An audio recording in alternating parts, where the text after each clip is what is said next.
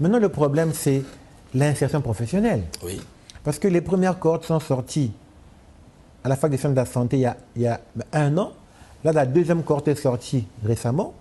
Et la première cohorte est sortie dans l'école paramédicale en septembre. Là. Il faut que ça fait à peu près 400, 430 finalistes. Mais il faut maintenant les prendre, les insérer dans nos hôpitaux, dans nos centres de santé. Absolument. C'est eux qui vont améliorer la qualité.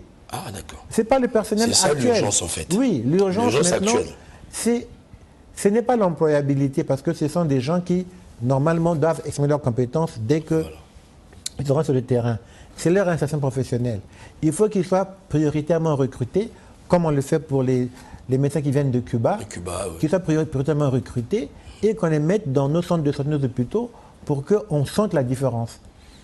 Parce que le changement, il est progressif. Hein. Ah oui.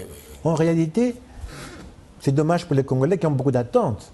Mais en réalité, les changements ne seront perceptibles que lorsque une majorité des soignants auront été les nouveaux, ceux de la réforme qu'on a formés.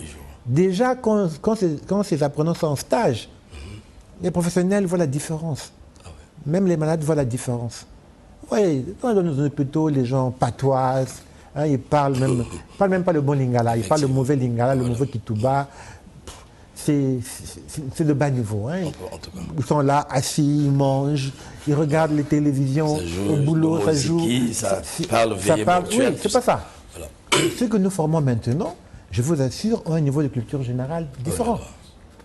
Une tenue différente. Et moi, je fais le plaidoyer, je compte sur vous, que ce soit amplifié. Absolument.